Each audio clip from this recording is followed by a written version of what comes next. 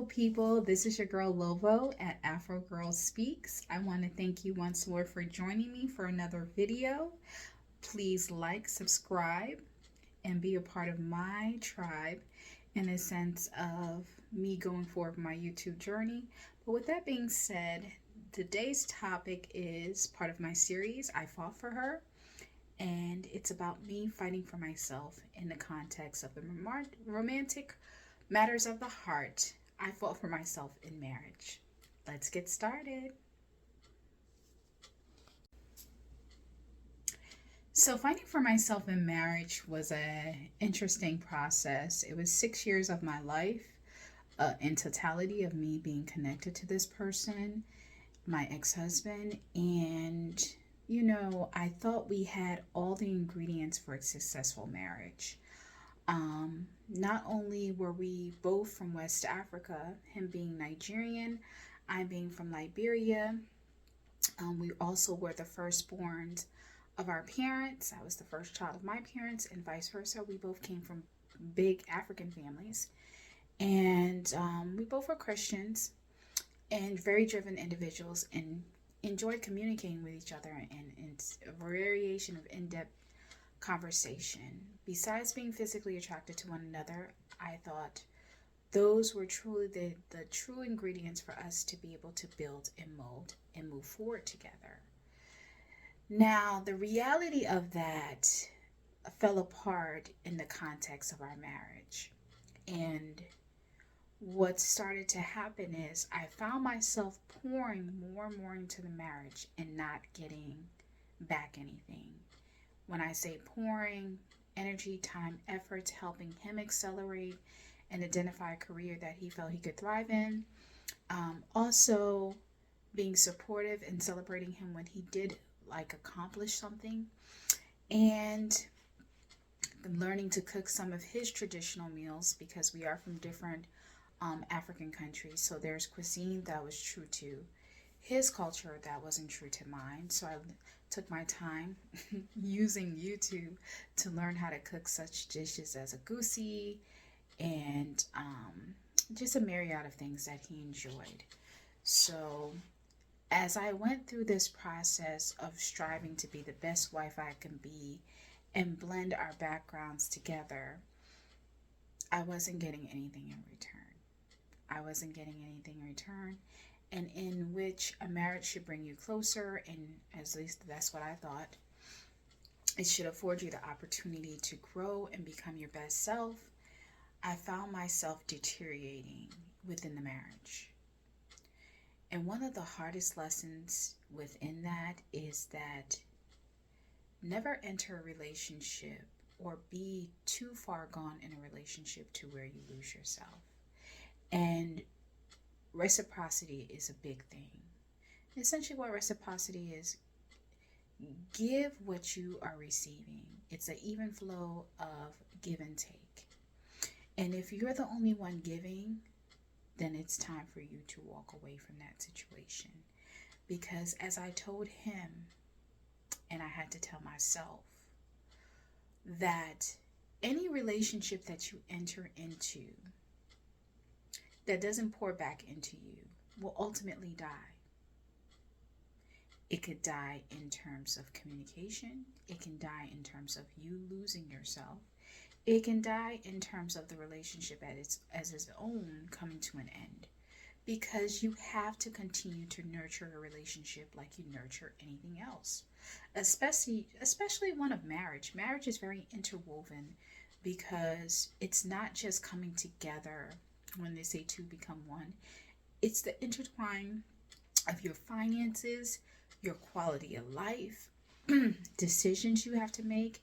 And when you have two people in the context of marriage that are operating as individuals and not finding a way to operate as a unit, you have no way to really be able to bridge the gap if you don't communicate about it and you don't have active plans in place to make it work.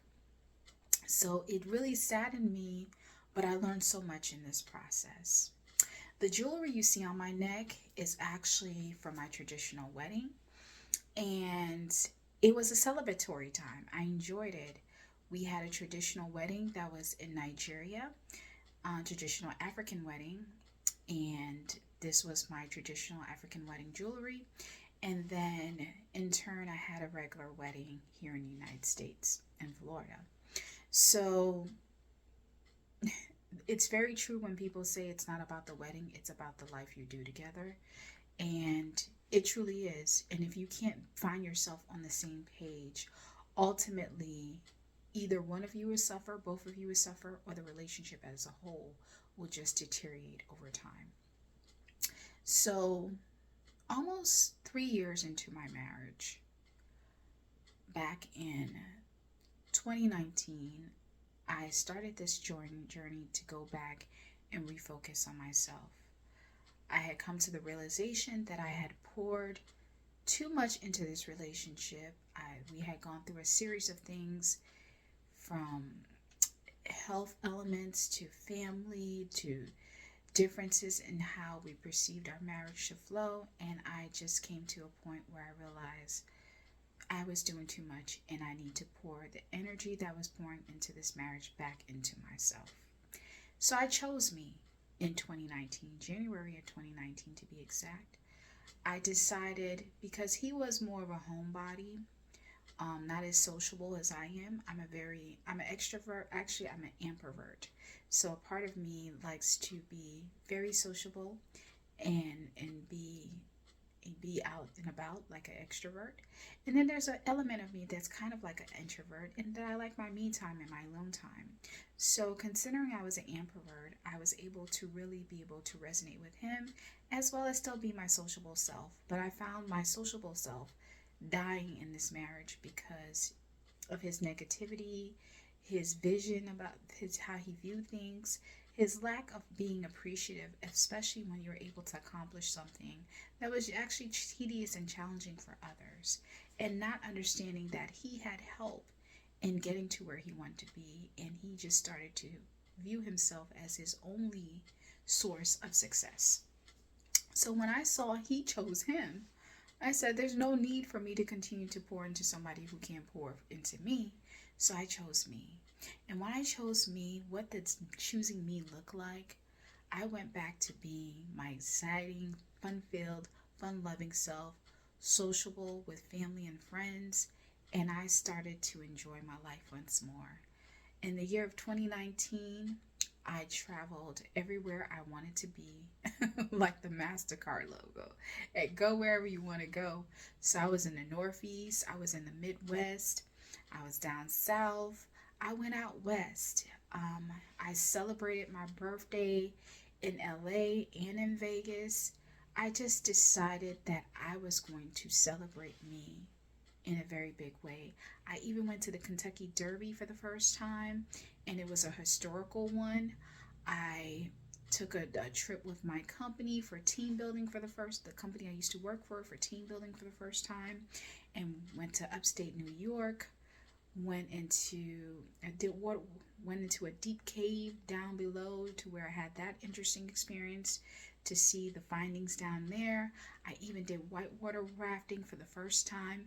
So choosing me, I went to a series of weddings actually, a couple of family weddings, and it was just a phenomenal year, and I enjoyed it thoroughly. I enjoyed it with family and friends and people who truly loved and valued me.